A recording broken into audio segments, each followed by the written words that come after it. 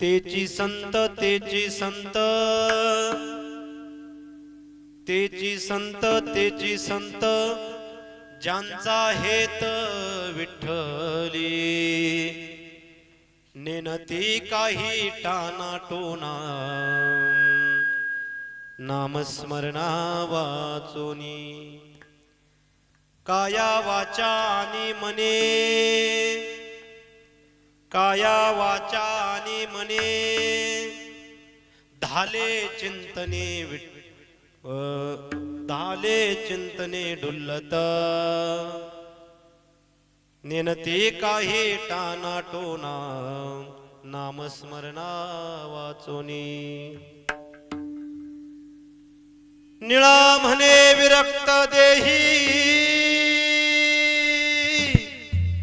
निळा म्हणे विरक्त देही आठवची नाही विषयांचा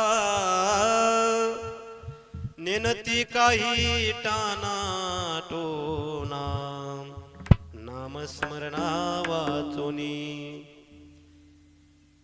मुखं करोति वाचालं पंगुलंघयते गिरिं यत्कृपातमहं वन्दे परमानन्दं माधवम्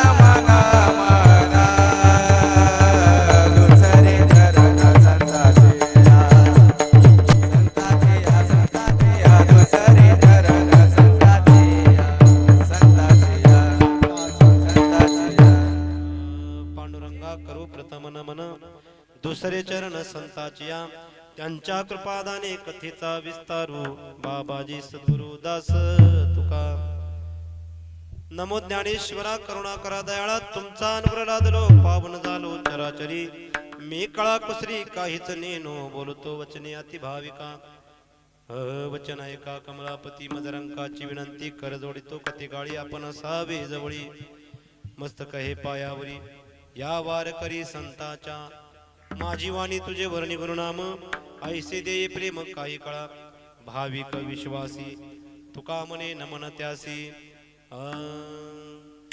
नको जाऊ देवो भंगा नको जाऊ देवो भंगा गात्रे माझी पांडुरंगा गात्रे माझी पांडुरंगा गात्रे माझी पांडुरंगा गात्रे माझी पांडुरंगा नको जाऊ देवो भंगा गात्रे माझी पांडुरंगा नको जाऊ देव भंगा गात्रे माझी पांडुरंगा कथेची सामग्री ते अवसानावरी तेची संत ज्यांचा हेत विठ्ठली नेनती काही टाना टोना नामस्मरणा वाचोनी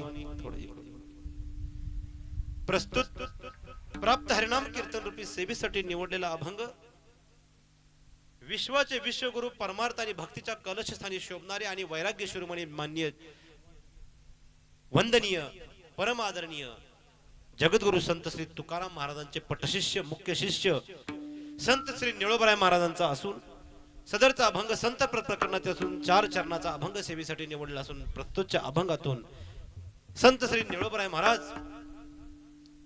संत कोणाला म्हणावं संतांचं साधन काय असतंय आणि महाराज त्या संतांच्या चित्ताचा विषय काय असतो त्यांच्या अंतःकरणाची स्थिती काय झालेली असते संतांची लक्षणं काय असतात याचं यथार्थ वर्णन संत श्री निळोबराय महाराज प्रस्तुतच्या अभंगातून करतात विठ्ठला विठ्ठला विठ्ठला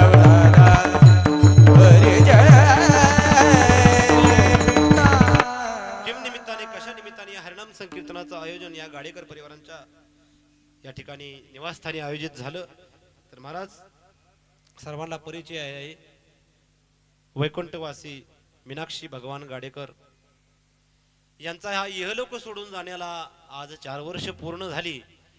त्यांचं चतुर्थ पुण्यस्मरण आज इथं गाडेकर परिवारांनी हरिनाम कीर्तनाच्या निमित्त सर्व आप्तिष्ट पावणे आणि सर्व वारकरी भक्त भाविक या ठिकाणी एकत्र येऊन हरिनाम समर्पण त्या ईश्वराच्या चरणी व्हावं आणि ईश्वराला प्रार्थना दया याचना करावी. हे भगवंता, हे श्रीहरी यांच्या आत्म्याला सद्गती आणि भगवंता तुमच्या चरणाची प्राप्ती व्हावी म्हणून हे कीर्तन पुष्प आपल्याला समर्पित करायचं आहे. आणि म्हणून या ठिकाणी उपस्थित असलेले सर्व ज्येष्ठ कीर्तनकार, प्रवचनकार, वारकरी, थोर असे गायनाचार्य आणि या ठिकाणी असलेले सर्व माळकरी मंडळी सर्वांच्या चरणी प्रणिपात दंडवत करतो. कीर्तनासाठी उपस्थित असणारे सर्व टाळकरी, वेणेकरी महाराज, तसेच महाराज महाराष्ट्रातील आपले प्रसिद्ध शिंगवादक विठ्ठल महाराज खिलारी, तसेच सोबदार सतीश महाराज खिलारी, तसेच महाराज विठ्ठल महाराजांचे वडील आपल्या महाराष्ट्रातील ज्येष्ठ वारकरी खिलारी महाराज यांच्याच विचरणी दंडवत करतो. तसेच आपल्या कीर्तनासाठी उपस्थित असणारे आणि महाराष्ट्रभर ज्यांनी आपल्या गायनाच्या नादब्रह्मातून, पकवाजाच्या नादब्रह्मातून आणि गायनाच्या या ठिकाणी सेवेमधून संपूर्ण महाराष्ट्र ज्यांनी ज्या ठिकाणी गायनाच्या ह्या सेवेनं भक्त भाविकांना प्रफुल्लित केलं आहे असे आमचे आदरणीय धाकट्या भावाप्रमाणे असणारे महेश महाराज शिंदे माळशिरसकर, त्यांची श्री ज्ञानेश्वरी वारकरी शिक्षण संस्था आहे माळशिरसला, म्हणून महाराजांनी वेळेत वेळ काढला त्याबद्दल त्यांना धन्यवाद. तसेच मृदंगाचार्य हरिभक्तपरायण आदरणीय आमचे धाकट्या भावाप्रमाणे असणारे धीरज महाराज सराटे मलवडी तालुका मान जिल्हा सातारा येथून त्यांनी उपस्थिती लावली. तसेच आपल्याच गावातील सर्व गायनाचार्य मंडळी हरिभक्तपरायण पोंदकोले महाराज आहेत किंवा महाराजांचं नाव काय पानसरे महाराज, तसेच सर्व ज्येष्ठ वारकरी, केलेवाडीचे भजनी मंडळ, कळसचे भजनी मंडळ सर्वांच्या चरणी मी एकदा दंडवत करतो. तसेच या ठिकाणी साऊंड सिस्टीम सेवा देणारे आमचे गणेश साऊंड सिस्टीम सर्व्हिस कळस खरतोडे महाराजांना पण धन्यवाद देतो. आणि या कीर्तनाचं व्हिडिओद्वारे चित्रीकरण करून आपल्याला पुन्हा पुन्हा ह्या हरिनाम संकीर्तनाचा लाभ श्रवण करायला मिळावं, का जे ऐकायला नव्हते किंवा ज्यांना येता आलं नाही त्यांना बी हरिनाम कीर्तन या ठिकाणी ऐकायला मिळावं म्हणून आमचे धाकटे भावाप्रमाणे असणारे आमचे मित्र Khilari Maharaj CMK Marathi YouTube channel Dahegaonkar या ठिकाणी उपस्थित आहेत, म्हणून त्यांना सुद्धा मनापासून दंडवत करतो. आणि श्रोतेसज्जन मायबापांच्या चरणी पुन्हा एकदा सर्वांच्या चरणी स्पर्श करून इथून प्रार्थना दंडवत करतो आणि सेवेला प्रारंभ करूया. विठाला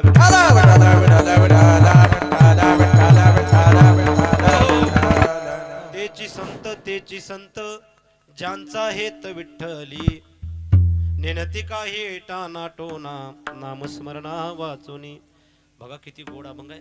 संत श्री निळोबराया प्रस्तुतच्या संत प्रकरणातील अभंगातून सांगतायत की संत कुणाला म्हणावं. पहिलं वाक्य, आता आम्ही जर संतांसारखे कपडे परिधान केले, पांढऱ्याऐवजी समजा भगवे घातले, फेटा घातला आणि संतांच्या सारखी चिन्ह आम्ही अंगावरती घेतली, बरेच ठिकाणी आम्ही गोपीचंदन लावलं आणि वेश धारण केला संतांचा, परंतु आम्ही खरोखर संत तुम्ही आम्हाला म्हणसाल का? भगवे तरी श्वान सहज वेश त्याचा, येथे अनुभवाचा काय पंथ, येथे अनुभवाचा काय पंथ. भगवे तरी श्वान सहज वेश त्याचा, येथे अनुभवाचा काय पंथ, येथे अनुभवाचा काय पंथ.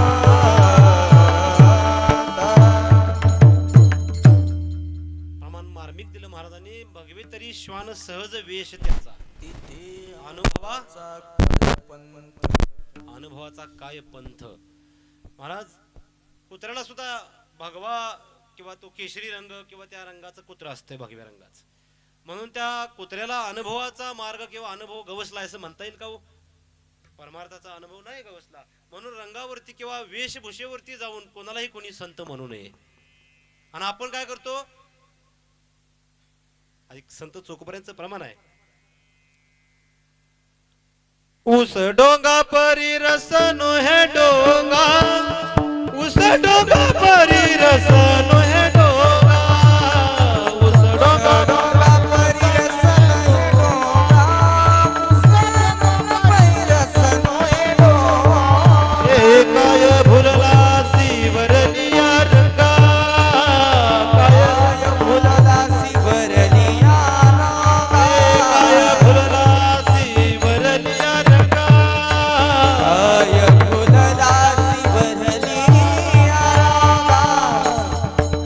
रस नोहे डोंगा ऊस डोंगा परी रस नोहे डोंगा ऊस डोंगा परी रस नोहे डोंगा ऊस डोंगा परी रस नोहे डोंगा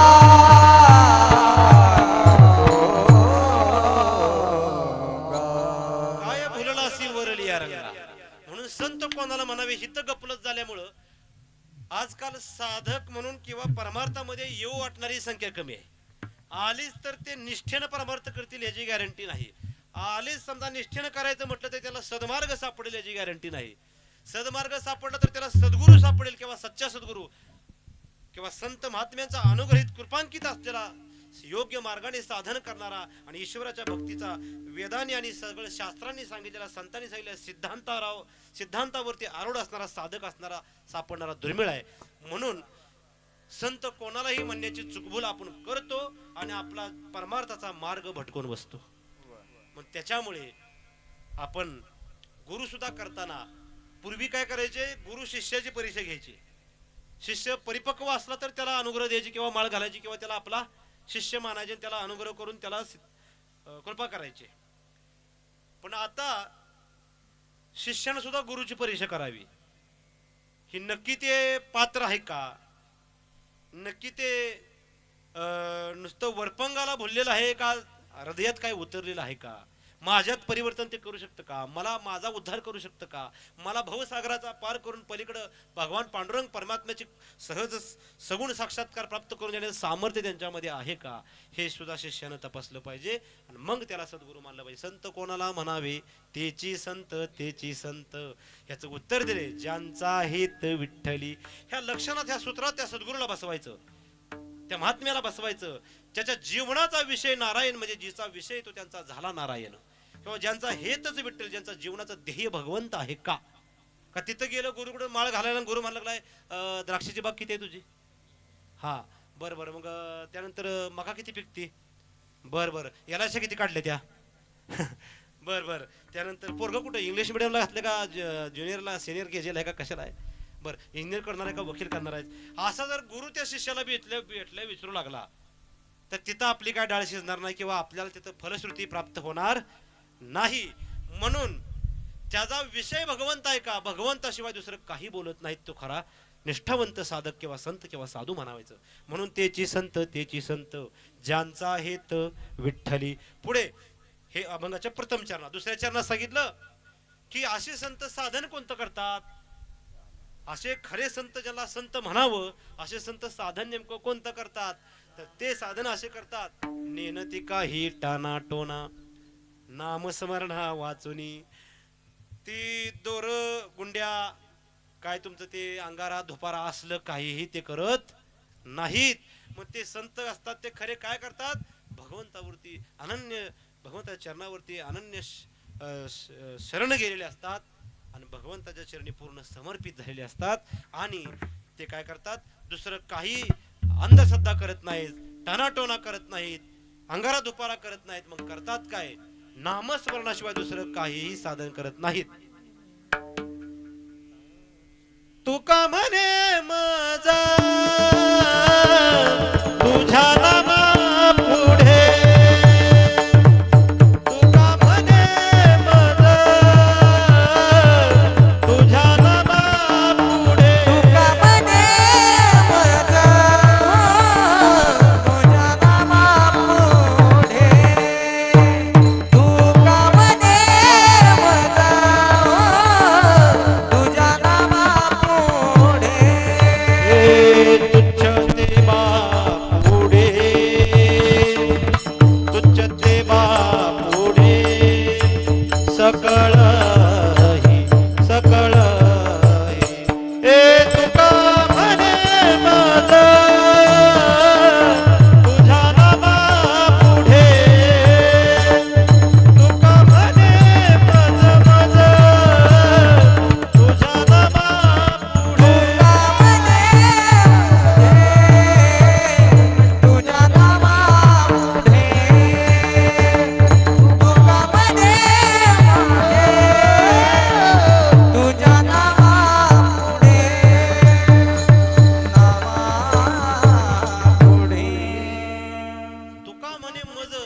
तुझ्या नामापुढे तुच्छ ते बापुढे सकळही.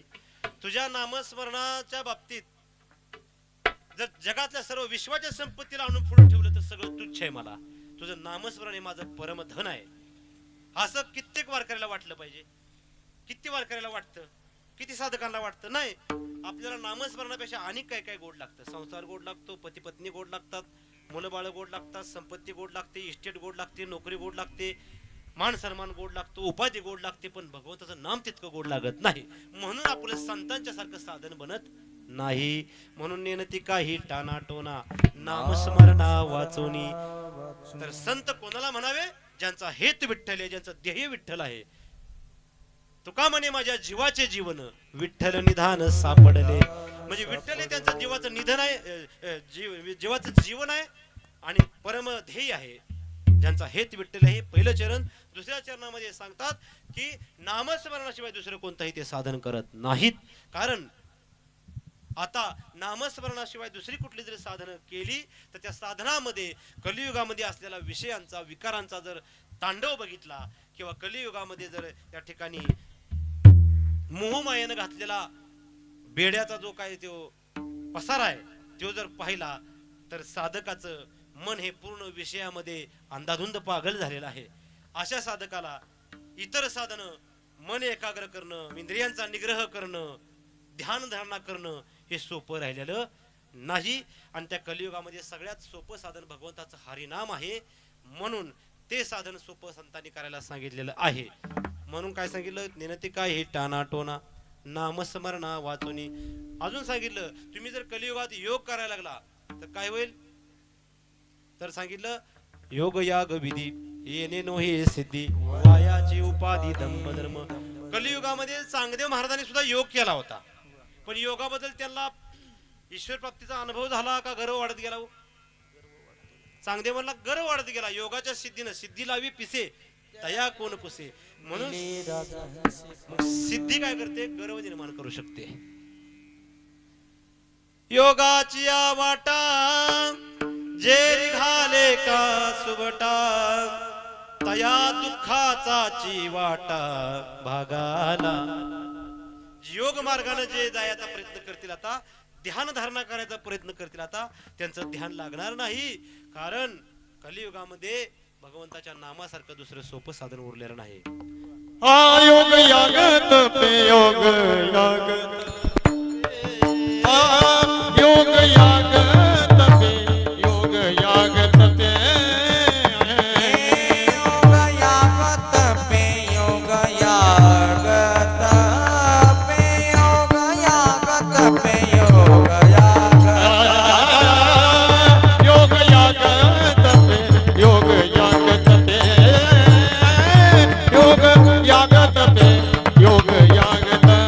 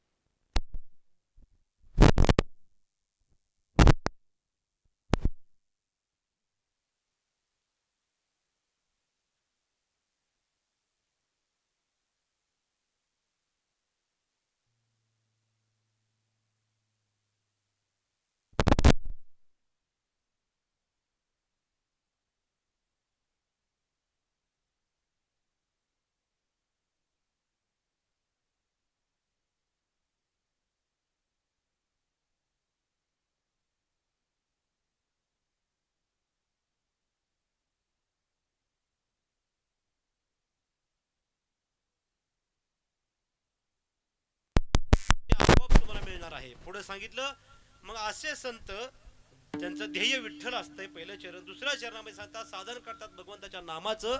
तिसरं सांगितलं संतांच्या लक्षणामध्ये की ते साधन कशा पद्धतीनं करतात. आता नामस्मरण आपण करतोय पण ते कशा पद्धतीने केलं पाहिजे, साधनाची रीत काय, पद्धत काय, तर त्याची रीत सांगितली. काया वाचा आणि मने, काया वाचा आणि मने काय करतात, चिंतने डुल्लते, धाले चिंतने डुल्लती. म्हणजे कायनं वाचने मनाने ते काय करतात, दहालेले आहेत, म्हणजे पूर्ण त्यात समर्पित झालेले आहेत, एकाग्र झालेले आहेत, लीन झालेले आहेत, तन्मय झालेले आहेत. कशामध्ये, धाले चिंतने डुल्लती, डुलतायत त्याच्यामध्ये, मग्न झालेले आहेत. अशा पद्धतीनं ते वरवरनं साधन करत नाहीत, करतात तर ते निष्ठेनं हृदयापासून करतात. साधन कसं करावे अभंगाच्या तिसऱ्या चरणामध्ये सांगितले.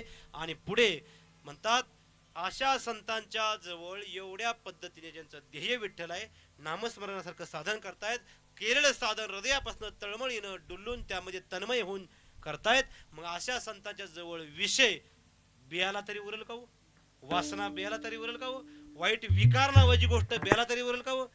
कारण ते देहावरती विरक्त आहेत. निळा म्हणे विरक्त देही, देहावरती विरक्त आहेत आणि त्यामुळे आठवची नाही विषयांचा. आणि मग असे संत करतात साधन ते म्हणजे फक्त भगवंताच्या नामाचं. असं एकंदरीत या अभंगाचा थोडक्यात भावार्थ आहे. विठ्ठला विठ्ठला विठाला विठाला विठाला.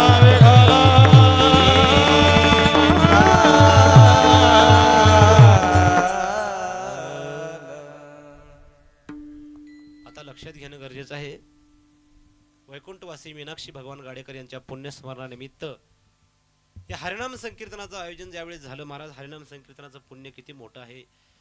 धुंदुकोरे आणि गोकर्ण या दोघं भावभावांची तुम्हाला कथा भागवतातली माहीत असेल. कथा मला या ठिकाणी पूर्ण सांगायला वेळ घालवायचा नाही, परंतु थोडक्यात असं की भाव ज्यावेळेस वाईट मार्गाला लागून, वाईट संगतीत लागून, व्यसनाच्या आणि दुर्व्यसनाच्या कर्मामध्ये आपलं जीवन व्यतीत केल्यामुळे पिशाच्ची योनीला गेला. त्याला 5 वेश्यांनी मिळून अंतकाळी त्याच्या जवळचं सगळं धन लुटून त्याला मारलं. धुंदुकरीला मारल्यानंतर तो पिशाच्ची योनीला गेला. त्याच्या तोंडामध्ये जळता विस्तव त्या वेश्यांनी घातला होता. इतकं त्याचा हालहाल करून त्याला मारल्यानंतर तो पिशाच्ची योनीला गेला. त्याला कुठंच जागा नाही. तो वारा असतो ना, वायू पिऊन तो जगत होता. म्हणजे बघा, खायला सुद्धा काय नाही, पाणी बी नाही. मग त्यावेळेला एकदा रात्री घरी आला. भाऊ ज्या ठिकाणी गोकर्ण रोज वेदाध्ययन करायचा, ग्रंथ वाचन करायचा, आणि भावाला त्या ठिकाणी झोपेमधून उठवून सांगितलं, अरे माझी दुर्गती झालीस, आपल्या कुळामध्ये आता तूच फक्त शिल्लक आहे जो मला यातनं बाहेर काढतो. म्हणजे मी काय करू. तर श्रीमद भागवत ग्रंथाचं जेव्हा तू काय करशील, पारायण करशील, ती बी स्मशानामध्ये जाऊन एकांत स्थळी, आणि त्या ठिकाणी आलेल्या लोकांना अन्न क्षदा दान करशील, ब्राह्मणांना दान करशील, आणि त्यावेळेला जो हरिनाम सप्ताह होईल त्या सप्त्याचं पुण्य तू ईश्वराला समर्पित करते, मला सद्गतीत नेईल आणि मला ह्या पिशाच्च्या योनीतून बाहेर काढेल. आणि तसंच झालं. भावानं त्याच्या प्रित्यर्थ तसं यज्ञ केला हरिनामाचा, आणि त्याला महाराज मोक्ष प्राप्त नव्हे, चतुर्भुज रूपात असलेले भगवंताचे विष्णूचे श्रीहरीचे पार्षद आले, आणि जसं तुकोबाराला विमानात बसून नेलं, तसं त्या धुंदुकरी नावाच्या पिशाच्य भूत योनीला गेलेल्या जीवाला भगवंताने स्वतः आपल्या वैकुंठ दरबारात नेलं. की कशाची ताकद आहे या हरिनाम संकीर्तनाची. म्हणून हरिनाम संकीर्तन ज्यांचं देहावसन झालेलं आहे, वैकुंठ गमन झालेलं आहे, स्वर्गवासी झालेले आहेत, त्यांच्या प्रित्यर्थ हरिनाम ज्यावेळेस होतं त्यावेळेस त्यांच्या हरिनामाचं पुण्य विठ्ठलाच्या भगवंताच्या चरणी समर्पित केलं का त्या जीवाला सद्गती प्राप्त होत असते. म्हणून करायचं असतं विठ्ठला विठ्ठला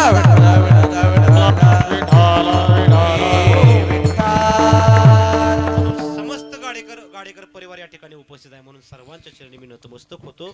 तुमच्यामुळे ह्या हरिनाम संकीर्तनाचं योग्य नियोजन होऊ शकलं, म्हणून सर्वांना धन्यवाद.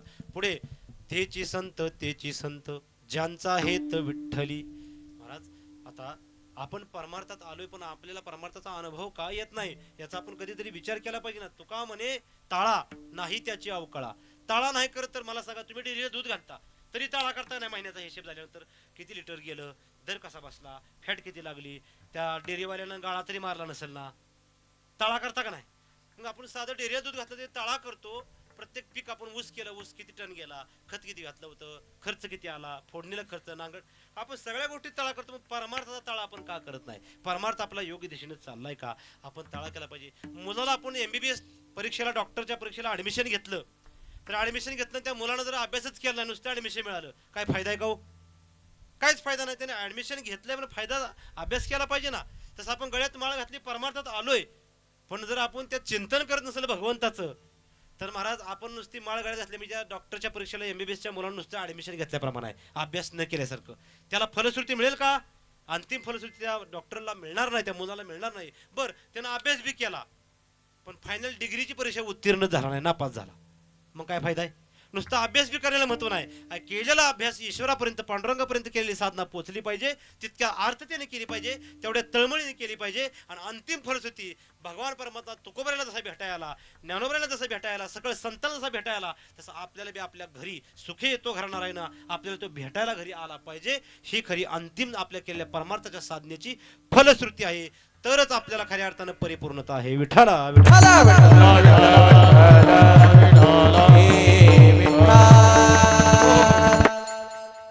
म्हणून आपण आजकाल काय केले माहितीये का, शिक्षण आपण घेतोय पण नुसतं लौकिकाचं शिक्षण सुरू झालंय, संसारी शिक्षण घेतोय. संतांची जी काही विद्या आहे, संतांची जी काही संत वाङ्मय आहे, त्याचे आपण शिक्षण मुलांना देत नाही, किंवा द्यायची आपली भावना नसते. त्याला वाटतं काय करेल पोरग, गळ्यात टाळ अडकवल, भजन करत बसेल, हरिपाठ करेल, त्याला काय त्याचं पोट भरणार आहे, असं लोकांचा समज झालेला असतो. महाराज आजकाल असा प्रश्न झालाय की पूर्वीच्या काळात शिक्षण कमी होतं पण माणसाच्या जीवनात, वागण्यामध्ये, आचरणामध्ये सुसंस्कृतपणा ज्यादा होता. बघा वाक्य, पूर्वीच्या काळामध्ये शिक्षण कमी होतं पण वागण्यामध्ये, आचरणामध्ये, माणसाच्या अंतःकरणात मानवता आणि सुसंस्कृतपणा ज्यादा होता. आता अलीकडे शिक्षण भरगच्च झालंय, पोत्याने डिग्र्या पडल्या त्या, पण माणसामधली मानवता आणि सुसंस्कृतपणा कमी झालेला आहे. विठाला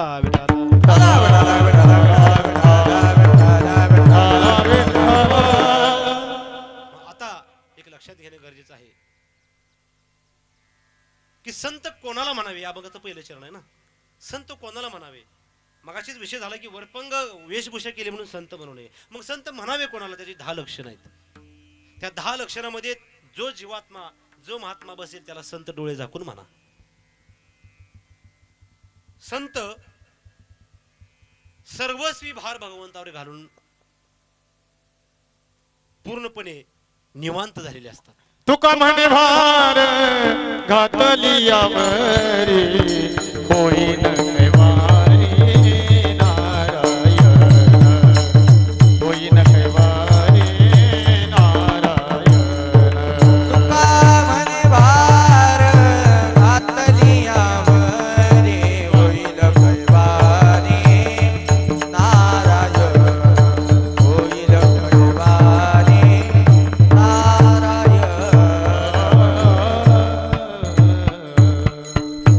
जगद्गुरु तुकाराम महाराजांना एका मनुष्याने, मी जरा लेकीच्या गावाला चाललोय, माझं ज्वारी आता हुरड्यात आलेली आहे किंवा दाणं भरलेले आहेत, माझ्या या ज्वारीचं रक्षण तुम्ही करचाल का, असं ज्यावेळेस विचारलं गेलं त्यावेळेस तुकोबऱ्या कधीच भांडवडोंगरावरती नित्य नामस्मरण करत बसायचे.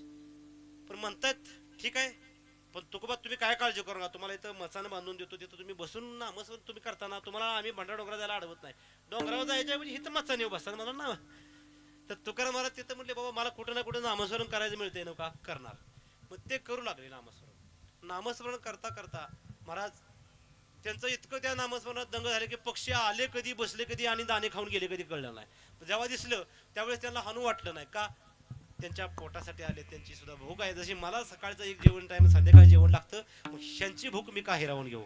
एक संतांचा हृदय कोवळ असतो, सगळ्या जगाचा विचार करतात संत. वृक्षवल्ली आम्हा सोयरी वनचरे, वृक्षवल्ली आम्हा सोयरी वनचरे, वृक्षवल्ली आम्हा सोयरे वनचरे, वृक्षवल्ली आम्हा सोयरे वनचरे. पक्षी सुस्वरे आळवेते, पक्षी सुस्वरे आळवेते,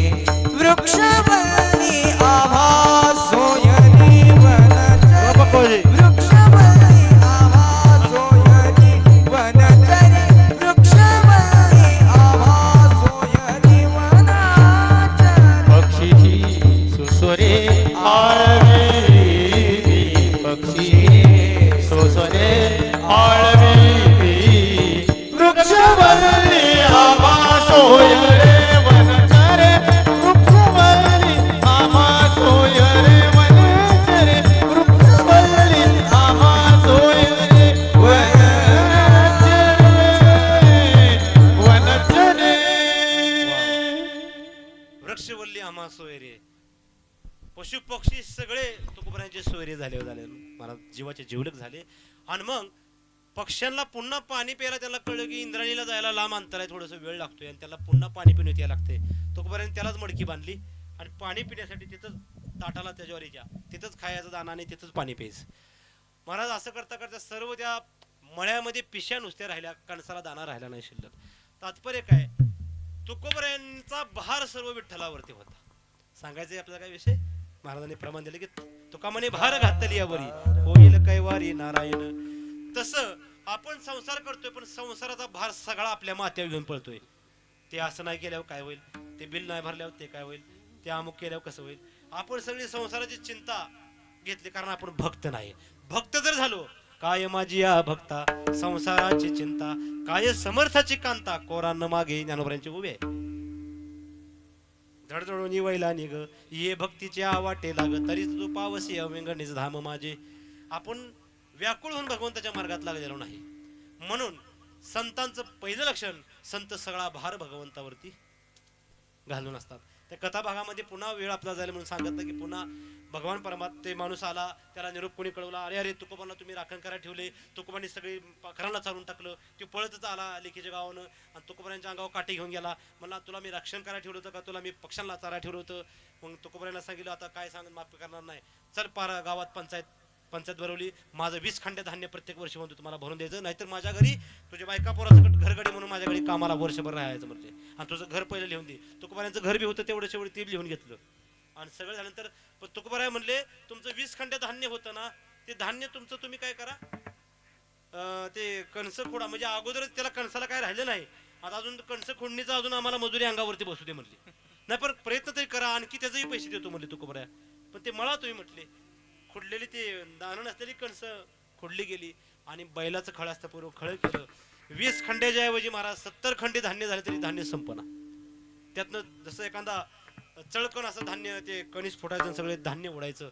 महाराज शेवटी गाव जमा झालं, तुकोबारायांकडे गेलं. तुकोबाराया चला चला ते खळ बघायला चला म्हणले. तुकोबारायांना आणलं आणि ते खळ पाहिलं. बघतायत तर काय महाराज ठीक लागला, धान्याची रासच्या रास भरली. आणि मग सगळी म्हणले त्या मालकाला, शेतमालकाला, तू काय आता जास्त बोलायला, तुझं किती होतं प्रत्येक वर्षाला 20 खंडी, तुझं माप टाकून 20 खंडे बाजूला काढ, बाकीचं सगळं तुकोबाच आहे म्हणले.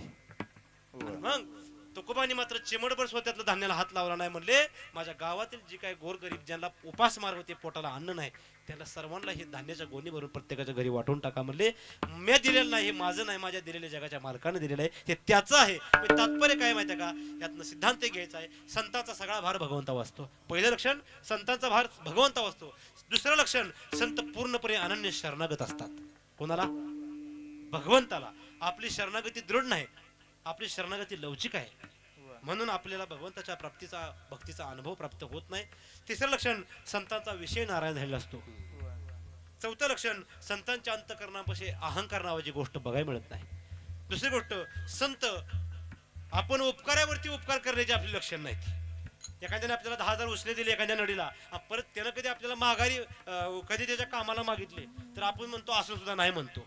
पण एवढं जाऊ द्या, त्यानं दिलेलं सुद्धा वेळेत माघारी देत नाही, परत त्याला मदत करण्याची गोष्ट बाजूला जाऊ द्या. मग अशी आपण उपकार जगावर करत नाही. पण संत काय करतात, उपकारावरती उपकार नाही करत. यात नवल नव्हे, उपकार करतातच, परंतु जो अपकारी आहे, जो संतांना शिव्या दिल्या, संतांना लाथा घातल्या, संतांची निंदा केली, त्याच्यावर सुद्धा संत उपकार करतात. संत उदार उदार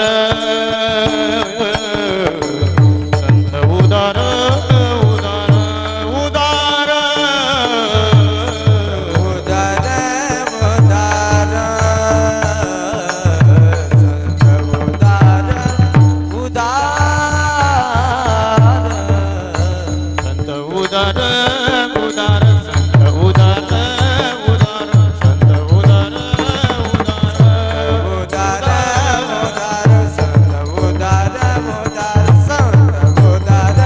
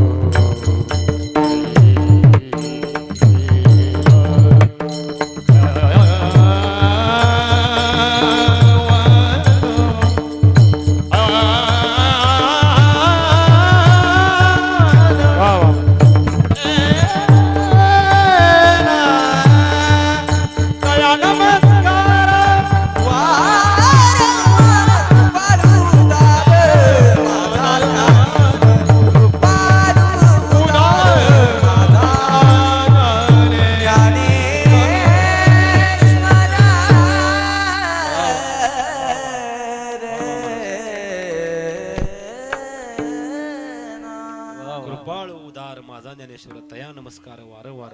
संत कृपाळू असतात. कृपाळू किती असतात संत? अहो संत माणसाचा उद्धार करतील यात नवल नाही. बघा संताचा कृपाळूपणा सांगतोय का. संत जड जीवांचा उद्धार करतील यात नवल नाही. संत वेश्या गणिकेचा उद्धार करतील यात नवल नाही. बघा पुढे का. संत पशुचा उद्धार करतील.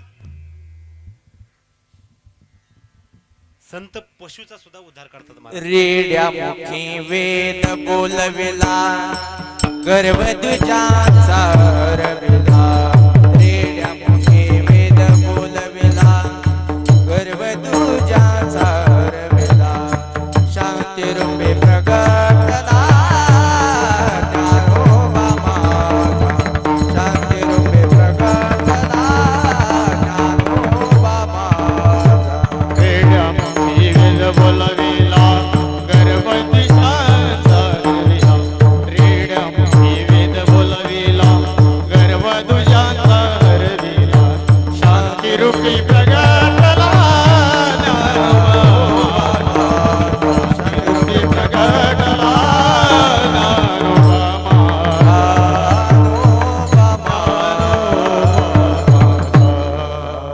संतांनी जर ठरवलं ना तर चांडाळाचा सुद्धा संतांनी उद्धार केलाय. संतांनी जर ठरवलं तर पशुचा सुद्धा उद्धार केलाय महाराज. ज्ञानोबरायांनी रेड्याचा सुद्धा उद्धार केला. हा संत बाळूमामा महाराजांच्या कळपामध्ये तेव्हा संत बाळूमामा महाराज जेव्हा मेंढर राखत होते त्यांच्या कळपामध्ये भीमा नावाचा एक कुत्रा होता. त्या कुत्र्याचं नाव होतं काय भीमा. तर महाराज ज्या वेळेस एकादशी यायची तर तो रोज सकाळी भाकरी टाकली का कुत्रं खायचं. पण एकादशी ज्या दिवशी असेल त्या दिवशी जर कुत्र्याला भाकरी टाकली कुत्रं खात नव्हतं. तेव्हा मेंढपाळ सर्व ओळखायचे मेंढकळी आज एकादशी आहे वाटतं कुत्रं भाकरी खात.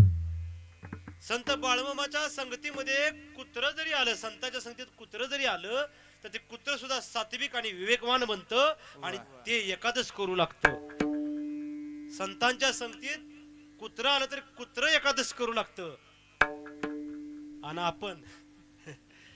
आपण एकादश करत नाही म्हणजे आपण कुत्र्यापेक्षा हीन वागायला लागलो. यात काय शंका. म्हणून महाराज संतांच्या संगतीत कुत्रं आलं तर कुत्र्याचा उद्धार केला. संत किती कृपावंत असतात बघायचं तुम्हाला. एक उदाहरण संत रामकृष्ण परमहंस नावाचे एक पश्चिम बंगाल राज्यामध्ये संत झाले. रामकृष्ण परमहंस हे काली मातेचे भक्त आणि रामकृष्ण परमहंस म्हणजे स्वामी विवेकानंदांचे सद्गुरू. त्यांचं रोज प्रवचन असायचं गंगा किनारी. प्रवचन सुरू असताना एक दारू पिणारा दारुडा मनुष्य सारखा त्यांचा रोज प्रवचनात हजेरी लावायचा. आणि त्यात लहान मूल किंवा दारू पिलेला मनुष्य कधी एका ठिकाणी जागेवर शांत बसत. एखाद्या माणसाने खरोखर मदिरा प्राशन केली असेल आणि तो शांत बसला असं कधी होणार नाही. ती धडपडकर काही इकडची आता हिथं असलं तर वायर वाढणार. तिथं बसल्यानंतर कोणाला ह्याला चिमटा घे किंवा त्याला काहीतरी बोल त्याचं काहीतरी कपडे अंगावर असतील उपरनवड काहीतरी करत बसणं असतात. मग ते शांत बसायचं नाही. मग हे आलेले रोजचे साधक मंडळी आपल्याला कळतंय दारुले कळत नाही पण ते प्रवचनकार जे आहेत संत रामकृष्ण परमहंस त्यांना तरी कळायला पाहिजे ना. त्याला हाकलाय पाहिजे का नाही. सगळ्या लोकांचा हापमूड करते म्हणली ते. आणि ती मात्र एक वेळ रोजचा प्रवचन येणारा माणूस साधकता कांदाविषयी गैरहजर पडायचा. पण ते दारू पिणारा माणूस काय कधी गैरहजर प्रवचनाला पडत नव्हता. पण आल्यानंतर प्रवचनाला ध्यान तर नाहीच कारण आधी डोक्यात मदिर आहे दारू आहे. दारूमुळे माणसाचा विवेक संपतो. विवेक संपल्यामुळे मन जागेवर आणि बुद्धी जागेवर नसते आणि ती बुद्धी त्याच्या नियंत्रणाच्या पलीकडे गेलेली असते. माणूस असुर होतो आणि त्यावेळेस माणसाच्यातनं गुन्हा घडतो किंवा क्राईम घडतो. म्हणून त्या ठिकाणी आलेल्या त्या माणसाला लोक म्हणायचे त्याला तुम्ही आम्ही सांगितलेलं ऐकत नाही. ते म्हणायचं मला महाराज काय बोलत नाही तुम्ही का म्हणा करताय. महाराज त्याला काय बोलत नव्हते. शेवटी सगळी साधक मंडळी प्रवचन संपल्यावर गेली. महाराज तुम्ही असं का करताय हो. त्याला तुम्ही सक्त ताकीद द्या बरं उद्यापासून प्रवचनाला यायचं नाही म्हणून. सगळ्या माणसात बसतोय दारू पिऊन कालवा करतो दारूचा वास येतोय आम्हाला. महाराज म्हणले आजकाल कीर्तनाने प्रवचनाला तर लोक येत नाहीत. कीर्तनाकडे आणि प्रवचनाकडे आपलं पाऊल वळण्यासाठी त्याचे जन्मोजन्मीचं पुण्य जन्मोजन्मी आम्ही जन्मोजन्मी आम्ही वा महाराज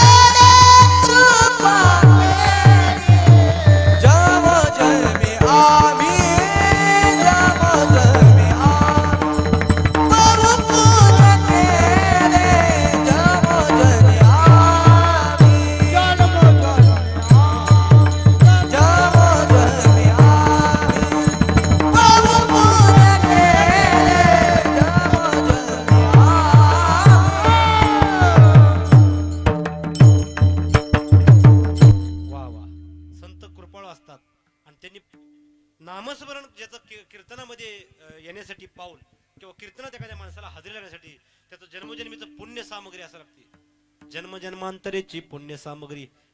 महाराज जर असेल जन्मजन्मांतरीची असेल पुण्य सामग्री तरीच नाम येईल जीवागरी. अनंत जन्मीचे सुकृत पदरी अनंत जन्मीचे सुकृत पदरी सुकृत पदारे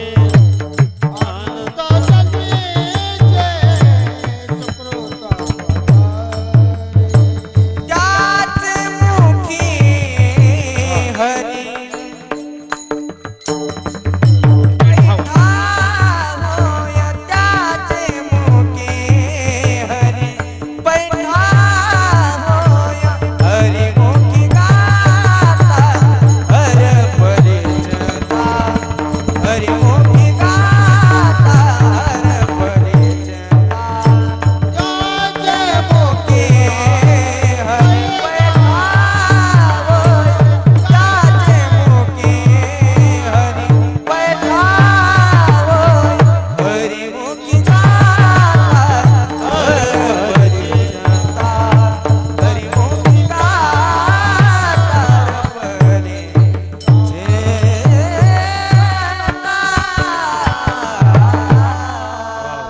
अनंत जन्मीचे सुकृत पदरी त्याचे मुखे हरी पैठावय नाथ महाराज सांगतात. मग त्या कीर्तनाकडे पाऊल वळत नाही, प्रवचनाकडे पाऊल वळत नाही, त्याचं वळते दारुड असून सुद्धा वळतंय. मग काय कोण मला त्याच्यावर कृपाच करावी अशी वाटू लागली. असं कोण म्हणलं?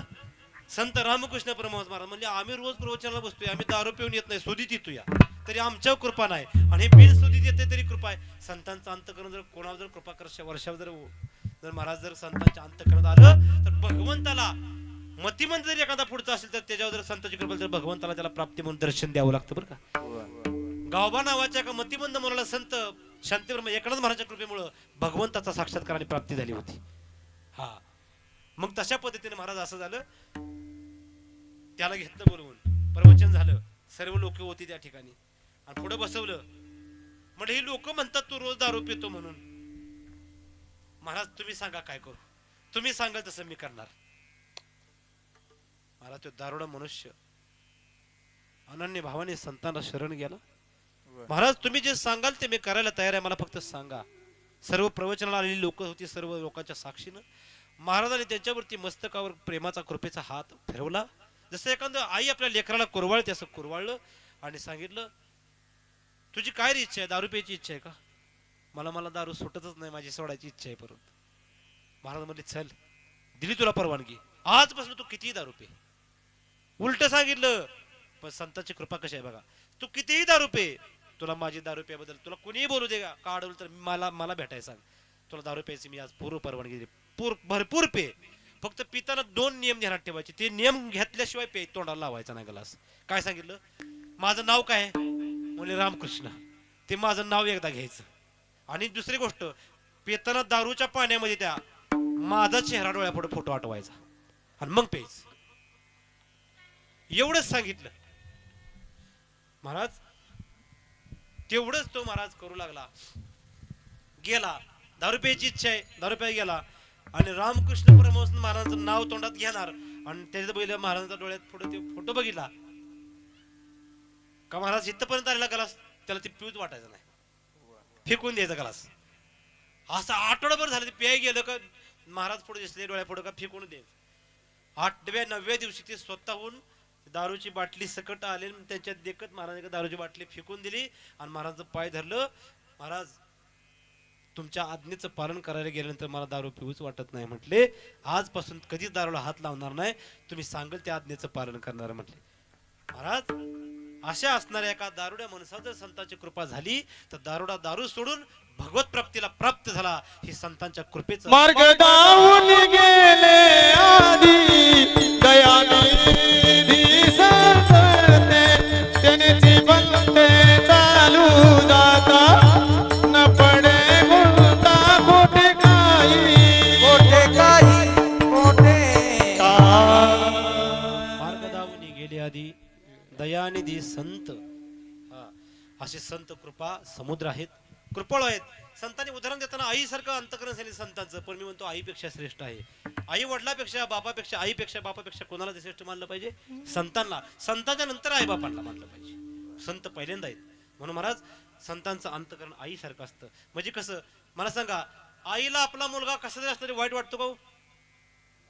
हा, मला एक उदाहरण तुम्हाला द्यायचंय. शिशुपाल नावाचं एक महाभारतामध्ये एक पात्र आहे. त्याने भगवंताला 100 शिव्या देण्याचा अपराध केला होता.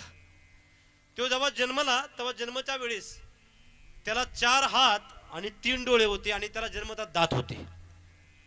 जन्मता कुठल्या बाळाला दात असतात का? नाही. एवढं विद्रूप मुलगा जन्माला आला होता. सगळी लोक म्हणली काहीतरी पिशाचे जन्माला आले पोटी. तिला सांगितलं त्याच्या आईला हे कुठेतरी नेऊन टाक किंवा पाण्यामध्ये सोडून दे. सगळी जग दुनिया म्हणली पाण्यात सोडून दे. घरातील सगळे म्हणले, पण आई म्हणले कसं जरी असलं तरी माझं बाळ आहे, मी फेकू देणार नाही. मला सांगा, नाथ महाराज जन्माच्या वेळेस मूळ नक्षत्राव जन्म झाला तेव्हा आई आणि वडील दोघाचा बी अंत झाला. मूळ नक्षत्राव ज्या मुलाचा जन्म होतो त्याचे आई वडील 6 महिन्याच्या आत मरतात.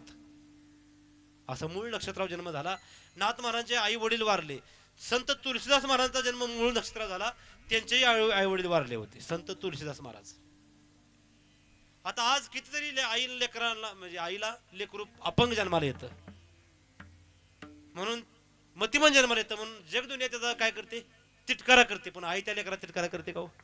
त्याच्या तोंडात लाळ गळू द्या, शेंबड गळू द्या, तरी पण त्या बाळाला जवळ प्रेमानं तीच घेते, आलिंगन तीच देते, प्रेमाचा दुधाचा पाना तीच पाजते.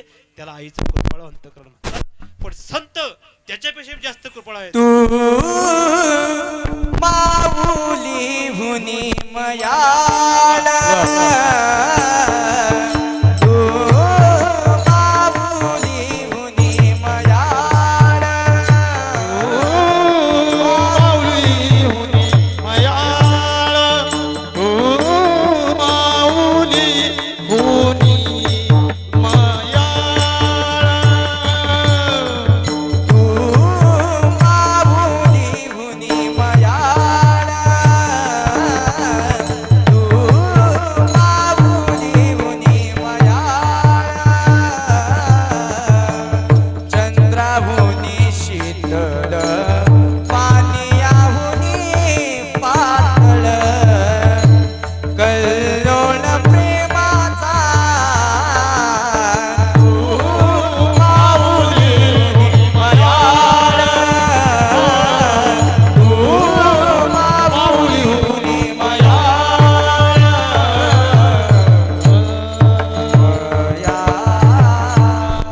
माऊली हुनी मयाळ. महाराज अशा पद्धतीने संतांचं अंतःकरण आहे. ऐसे कळवळ्याची जाती, ऐसी कळवळ्याची जाती, करीला भावीन प्रीती, करीला भावीन प्रीती, ऐसे कळवळ्याची जाती, ऐसी कळवळ्याची जाती. संतांचं अंतःकरण असं कळवळ आहे. म्हणून संत अहंकार नावाचं गोष्ट संतांजवळ नाही. या पुढे उन्हात बसण्यापेक्षा पुढे या पुढे पुढे विठाला विठाला विठाला विठाला विठाला विठाला विठाला विठाला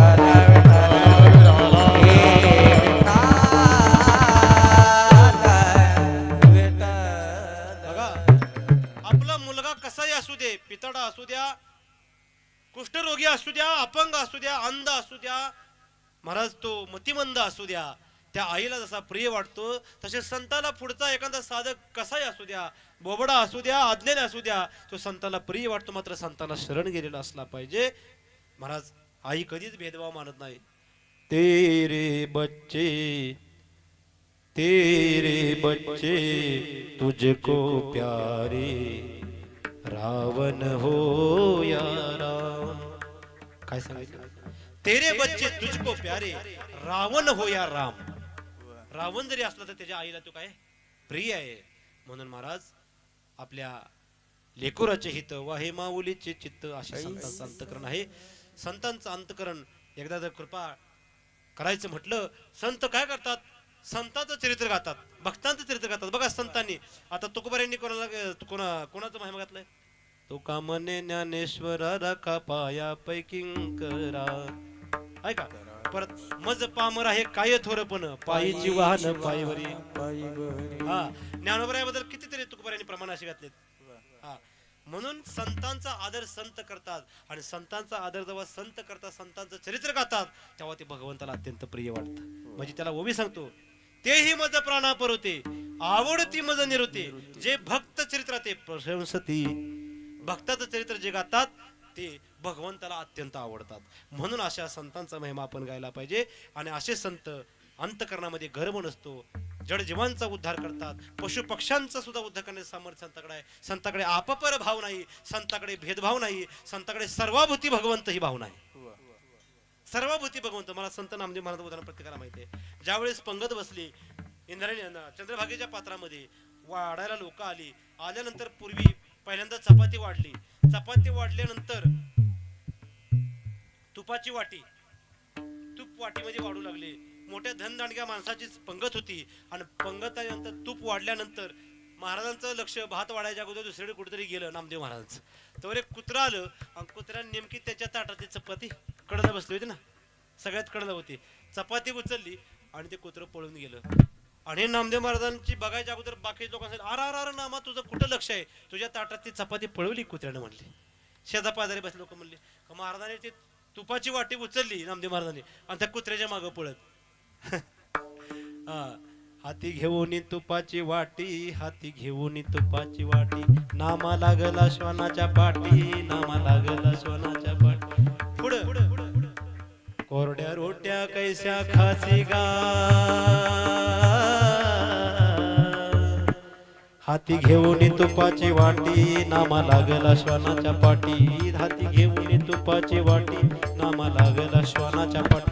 कुत्र्याच्या पाठी मागे पळू लागले, हातामध्ये तुपाची वाटी घेऊन. महाराज म्हणले, बाकीचे लोक म्हणले, अरे नामा काय मोठ्या सावकाराची पंगत आहे, चपात्या काही कमी आहेत का? उचलली कुत्र्यानंतर उचलू दे, दुसरी पत्रावर घेऊन त्यात चपाती दुसरी घे.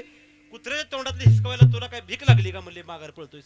नामदेव महाराज कुत्र फोडून पाठीमागं नामदेव महाराज. असं ताणून त्यांनी प्रयत्न केला, शेवटी ताणून पकडलं. बरं जाऊ द्या, त्याचं आम्ही तूप खायला म्हणून तुपाची वाटी घेऊन गेले. लोक काय म्हणते, ती चपाती जाऊ द्या, त्या कुत्र्या तोंडातले हिसकावायला गेले नामा, परंतु तुपाची वाटी आम्ही काय त्या ताटातलं तूप आमच्या वाटीत ओतून घेतो का म्हणून तुपाची वाटी घेऊन गेले म्हणले. शेवटी पकडलं नामदेव महाराजांनी त्याला, त्या श्वानाला दोन्ही पायाच्या मध्ये पकडलं, आणि महाराज तोंडातली जी रोटी चपाती ओढून बाहेर काढली. मग तर लोक अजूनच म्हणाले, अरे कुत्र्याचं उष्ट खातोय काय.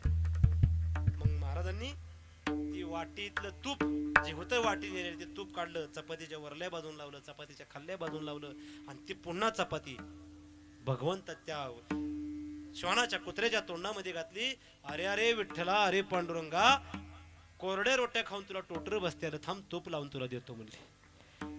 त्या कुत्र्यामध्ये सुद्धा भगवंत पाहिल्यानंतर महाराज प्रत्यक्ष त्या कुत्र्यातून भगवान पंढरीश पांडुरंग विठ्ठल परमात्मा उभा राहिले, आणि नामदेवाला आलेवन दिलं कडकड मिठी. नामा तू फक्त आता मला देवळात नाहीच बघत, सर्व चराचरात विश्वामध्ये तू मला बघतोय. सर्वाभूती भगवंत पाहण्याची भावना संतांच्या अंतकरणात आली असते. म्हणून अशा संतांना संत म्हणावे, एराला म्हणून हे अभंगाच्या पहिल्या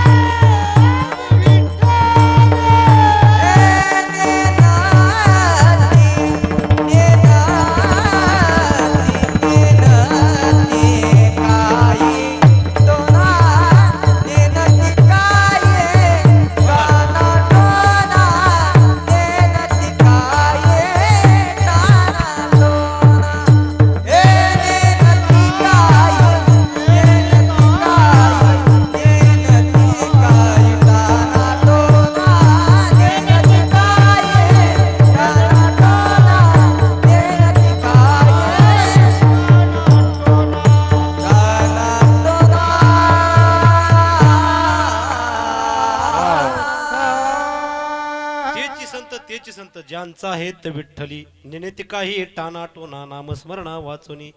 महाराज एक संत आहेत बघा, भगवंतावर कसा भार घातलेला असतो संतांनी. खरं तर जो अनन्य शरणागत आहे ना त्याला नामस्मरण सुद्धा भगवान परमात्मा त्याच्याकडनं करून घेतो. त्याला भगवंताच्या नामस्मरणाची सुद्धा चिंता पडलेली नसते. आपल्याला बळदांडगाने नाम घ्यायला लागणार आहे, कारण आपल्या मुखामध्ये आनंद जन्मीचा सराव तो नसल्यामुळे तो विसर पडलाय, मायेचा पडदा पडला गेलाय. आपल्याला बळदडबरीनं नामस्मरण करावं लागणार आहे, बळदांडगाने करावं लागणार आहे. तेव्हा ते होणार आहे. आधी वाचन उच्चारलं पाहिजे, मग वाचन उच्चारानंतर वैखरी, मध्यमा, पश्चंती आणि परा, मग परावाणीपर्यंत आपलं नाम उच्चारण पोहोचणार आहे. पण आधी वाचन उच्चारलं पाहिजे, आधी वैखरी आपली चालली पाहिजे. महाराज तुम्हाला सांगू का, एक संत मुलुकदास नावाचे संत होते वृंदावन मध्ये. त्यांनी सांगितलं, मला जपुना कर जपो जिभ्या कहे नारा. काय सांगितलं, मला जपे न कर जपो जिभ्या कहे नारा. सुमिरन मेरा हरि करे मैं पाया विश्राम, मैं पाया विश्राम. संत मुलुकदास महाराज म्हणतात की मला जपू न कर जपू, माझ्या हातात माळ बी नाही. ज्ञानदेवा मौन जप माळ अंतरी धरुणी श्री हरी जपे सदा. मला जपू न कर जपू, माझ्या हातात देवा टाळी वाजवणे सुद्धा माझ्याकडे पात्रता नाही, ताकद नाही म्हणले. मग काय करू, मेरा सुमिरन हरी करे.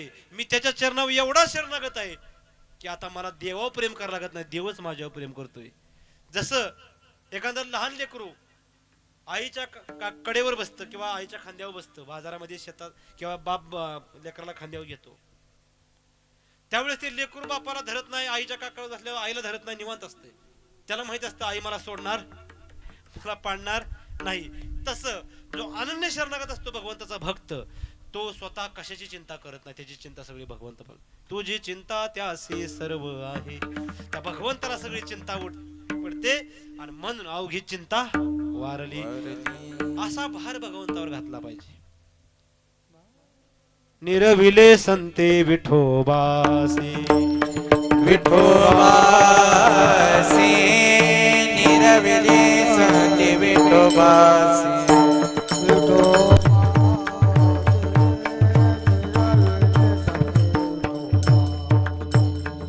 कालोनिया भार राहिलो शती, कालोनिया भार राहिलो शती.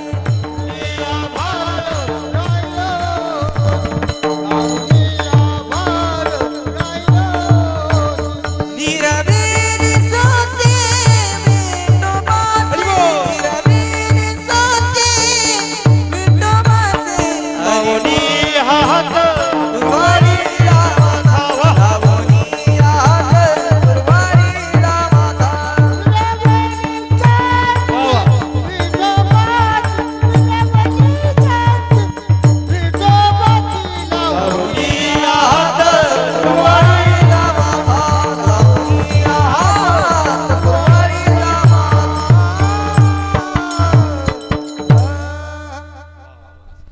अशा पद्धतीने संतांचं अंतःकरण असतं की पूर्णपणे भगवंतावर भार घातलेला असतो. निरविले संत विठोबासी, विठोबालाच फक्त शरण गेलेले आहेत. आणि मग काय होतंय, भार भगवंतावर घातलेला आहे. मग लावणी हात कुरवाळीला माथा, सांगितलेली चिंता. अहो संतांची सगळी चिंता त्यामुळे जुळून गेली असते. आपली चिंता पाठ सोडत नाही, आपली चिंता कुठेपर्यंत पाठ सोडत नाही, चितेवर जाईपर्यंत.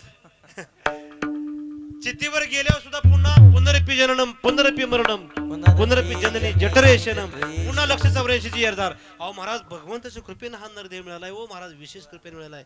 अहो महाराज पावलो हा देह कागटाळी न्याय, पावलो हरदेह कागटाळी न्याय.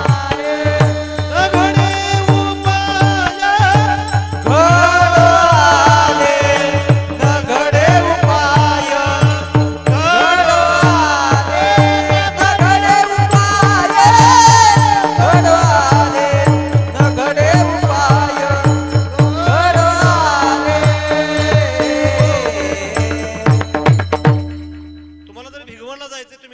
उभा राहिलाय एसटी यायची तर वाट बघताय एसटी आली पण एसटी तुम्हाला पुढे दिसते त्या निलगिरीपर्यंत तुम्ही हात केला पाहिजे पण निलगिरी पासून एसटी पुढे आली आणि तुम्हाला ओरडून पुढे गेली बस मग तुम्ही हात केला तर एसटीचा काय फायदा का येऊन तुम्हाला अजिबात नाही संधीचं सोनं तुम्ही अगोदर केला पाहिजे हात तशा पद्धतीने महाराज आपण काय केलं पाहिजे एक मनुष्य आंधळा होता आणि आंधळा असता होता आणि त्या भल्या मोठ्या एका मोठ्या हॉलमध्ये तो सापडला आणि त्या हॉलवाल्यानं काय केलं माहितच नाही आत कोण राहिले कडी लावून निघून गेला एकटाच राहिला हॉलमध्ये आता त्या हॉलला फक्त एकच दरवाजा होता भला मोठा जवळजवळ 1 एकराचा हॉल मग ते आंधळा मनुष्य चाच पडतोय आता दरवाजा घावल मग घावल त्याला त्या भिंतीला सगळ्या कुठे दरवाजाच घावना आता त्याला तर भूक लागली एक रात राखी काढली उद्या दिवस काढला काय उद्या दुसरी लग्नाची तीत नव्हती त्यामुळे हॉल उघडाय कोण आलं नाही आणि शेवटी एक माणूस आला म्हणला जरा साफसफाई तरी करायचं पण त्याला बी काही काम लागलं तर दरवाजा काढला कुलूप शटर वर केलं आणि निघून गेला आता त्याला हाक मारतो ऐकू गेली नाही आता त्या आंधळा मनुष्य बरं झालं देव माझ्यावर पावला कारण आता दरवाजा तरी कोणी उघडून ठेवलाय मग ती आवाजाच्या दिशेने दरवाजा जिकडे उघडला तिकडे भिंत चापसत ते आंधळा मनुष्य गेला अख्ख्या हॉलला त्याचा वेढा घालायला 10 मिनिटं गेली आणि 10 मिनिटानंतर दरवाजा पुढे आला आता दरवाजा जवळ आला एवढा फक्त दरवाजा राहिलाय हातानं चापसत आता आंधळ्याला दुसरं काय डोळ हातच त्याचं डोळा येतं आणि चापसत आलं आणि एवढंच अंतर फक्त दरवाजापाशी राहिलं होतं तवर त्याला लागलं नेमकं खाजवायला काय लागलं खाजवायला लागलं मग त्यानं एका जागेवर उभा राहून खाजवं का नाही तसंच चालत खाजवत गेलं दरवाजा गेला पुन्हा आता पुन्हा पहिल्यापासून बालवाडीचं सुरुवात पुन्हा त्या रस्त्या ह्याला भिंतीला चापसत त्याला वाटतं अजून कसा काय दरवाजा ना अजून अरे बाबा आता पण तो संधी वाया घालवली आता मी आंधळ्याचं सांगायला लागलोय का आपलं सांगायला लागलोय मी त्या आंधळ्या मनुष्याचं सांगायला लागलोय तुमचं माझं सांगायला लागलोय आपण सुद्धा हा पाऊल हा देह कागटाळी न्याये पण या देहाचा आपण सदुपयोग न करता फक्त प्रपंच नाशिवंत संसार करण्यासाठी संपूर्ण आयुष्याची राख रांगोळी केली आणि मोलाचे आयुष्य जेव्हा वाया घालवतो त्या शेवटी अंतकाळी जेव्हा यमाचे दूध दिसतात तेव्हा पश्चाताप करून रडण्याशिवाय दुसरी पाळी येत नाही यमाचे यमदंड बैसतील माथा येथे तुझ रक्षिता कोण आहे येथे तुझ रक्षिता कोण आहे यमाचे यमदंड बैसतील माथा येथे तुझ रक्षिता कोण आहे देवा तुझा रक्षिता कोण भगवंताच्या नामस्मरणामध्ये संत सतत मग्न असतात त्यानं ते काही टानाटो ना नामस्मरणा वाचवणे त्या नामस्मरणामुळे ते भगवंतावर भार घालतात जे काय घडल ते भगवंताच्या इच्छेनं ही त्यांची भावना असते मला सांगा हरिश्चंद्र तारा राणी वाहे डोंबा घरी पाणी त्यांचं काय झालं होतं महाराज हरिश्चंद्र तारा राणी स्वप्नामध्ये हरिश्चंद्राला स्वप्न पडलं की त्यांनी काय केलं विश्वामित्र ऋषीला काय केलं त्यांनी स्वप्नामध्ये त्यांनी ब्राह्मण आहे दारात आलाय सकाळ सकाळी दान मागितलं अरे म्हणले तुझं राज्य मला दे महाराज घेतलं हातामध्ये कमंडलू आणि घेतलं पाण्याचा संकल्प सोडला दिलं राज्य तुला आणि परत जाग आली राज्य दिल्यानंतर आणि सांगितलं माझ्या राज्यात बी थांबायचं नाही भिक्षा मागून जागायचं एवढं सांगितलं अजून त्या विश्वामित्र ऋषींनी आणि दिलं राज्य स्वप्नात जाग आली आपण काय म्हणतो बरं झालं हे स्वप्न होतं नाहीतर बिनकामात त्या ऋषीला संकल्प देऊन बसलेला असतो स्वप्नाचं सगळं खोटं असते पण ते म्हणजे स्वप्नाचं खोटं नाही मी स्वप्नात एका महान ब्राह्मण तेजस्वी ऋषीला संकल्प सोडून जे दान दिले राज्य विश्वामित्र ऋषींना बोलून घेतलं प्रधानजीला पाठवलं सेवकांना पाठवलं विश्वामित्र ऋषींचा चरण महाराज त्या ठिकाणी चरण धुवून त्यांचं चरणामृत पिले आणि दंड घालता सांगितलं महाराज मी तुम्हाला दान केलेलं राज्य आहे आता मी ह्या राज्याचा मालक नाही तुम्ही राज्य चालवायचं मी चाललो वनामध्ये आणि भिक्षा मागून जाणार म्हणले विश्वामित्र ऋषींना सुद्धा वाटलं की किती महान तपस्वी राजा आहे म्हणले किती महान निष्ठावान आहे महाराज भिक्षा मागून जाऊ लागले तात्पर्य काय परत न महाराज त्याच्या पत्नीला पण महाराज त्या ठिकाणी भिक्षा मागून जगावं लागलं मुलगा एक होता रोहिदास त्या रोहिदास सुद्धा महाराज त्या ठिकाणी अशी वेळ झाली की स्वतःला विकण्याची पाळी आली काशीच्या वाराणसीच्या बाजारामध्ये महाराज माणसं विकायचा बाजार भरतो पहिला वेट बिगार लोक तिथं बाजारात बसवलं आणि मग त्या ठिकाणी पत्नीला गिरायक भरपूर लागायचं आता राजाची पत्नी राणी आहे पण महाराज यांना कोणच विकायचं त्यांना घ्यायला यायचं नाही मग शेवटी पत्नीला एका मनुष्याने विकत घ्यायचा प्रयत्न केला त्यावेळेस पत्नीची एक आठवती माझ्यासोबत माझा मुलगा आहे त्याला ते म्हणे त्याला नाही घेणार मग त्या माणसानं त्या काळात 1 लक्ष त्या ठिकाणी निलावात बोली लावली होती एक ब्राह्मण होता त्याला ते हाल बघवलं नाही की एक चांगली राजाची राणी आणि एका वाईट माणसाच्या घरी जाणार आहे म्हणून महाराज त्यांनी स्वतः जवळची सगळी संपत्ती विकली सगळी संपत्ती गोळा करून आणली सोनानं आणि सगळं झालं. ही माझ्या घरी फक्त रोज देवाची पूजा करायला मला कोणतरी पूजा करण्यासाठी माझं वय झालंय म्हणून त्या ब्राह्मणानं सगळी संपत्ती दिली आणि 1 लाखापेक्षा जास्त रक्कम देऊन त्या बरं झालं ते तरी बरं झालं. आणि त्या रोहिदाचं सकट त्यांनी विकत घेतल्यानंतर महाराज यांना एका डोंबाने विकत घेतलं. कोणाला? राजा हरिश्चंद्राला. आणि डोंबा घरी महाराज फक्त मेलेली मडी फक्त जाळायची. जाळल्यानंतर त्या ठिकाणी जे काही मिळायचं शिदा, तो शिदा आणि ते पांढरं धडपं कापड ते तेवढं त्या राजा मालकाला द्यायचं नेऊन. मग मालक त्यांना फक्त पोटाला अन्न द्यायचा. एवढ्यासाठी काम करण्याची बारी आली. पण त्यांनी ते वाईट मानलं का? तुका म्हणे उगीच राहावे, जे जे होईल ते ते पहावे, ठेविले अनंते तैसेची राहावे, चित्ती आसू द्यावे समाधान, चित्ती आसू द्यावे समाधान, ठेविले अनंते तैसेची राहावे. जे घडतंय ते भगवंताची इच्छा असे संत मानतात. महाराज तुकाराम महाराजांना काठीने मारलं. तुकाराम म्हणलं ही भगवंताची इच्छा. तुकाराम महाराजांच्या अंगावरती पाठीवरती उकळतं पाणी फेकले का बाईनं.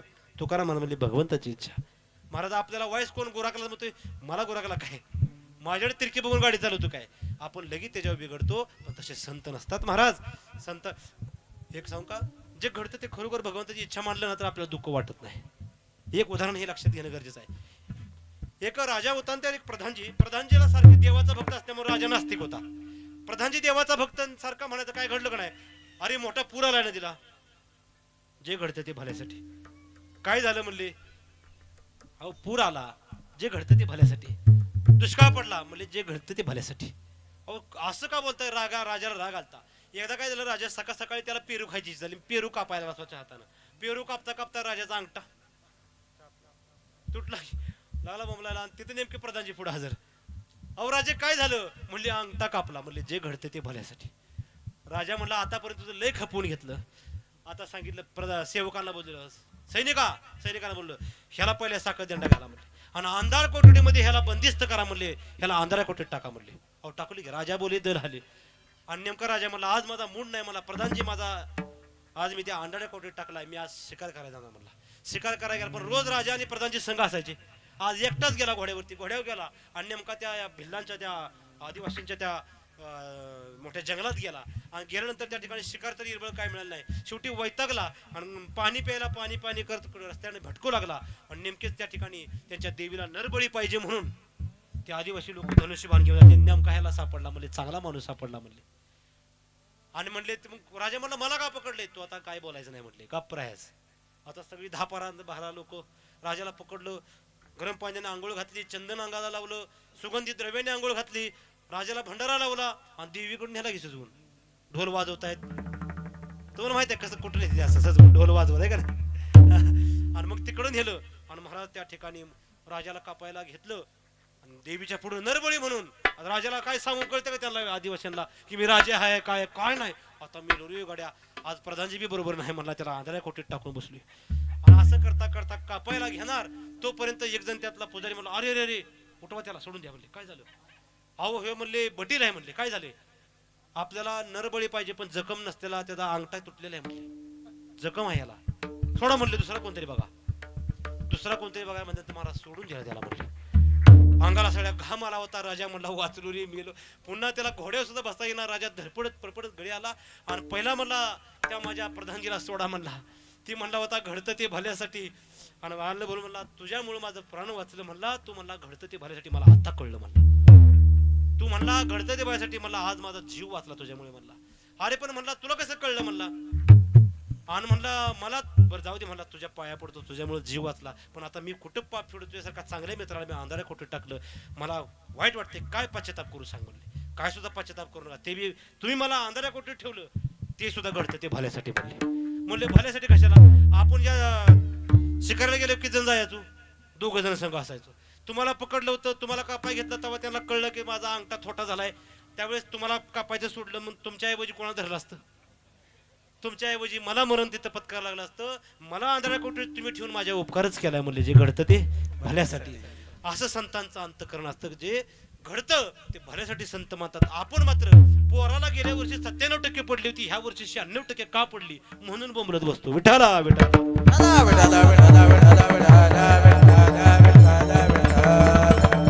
आता सगळ्यांनी मनापासून एकदा भगवंताचं प्रेमाने भजन करा. आपापले हात सगळ्यांनी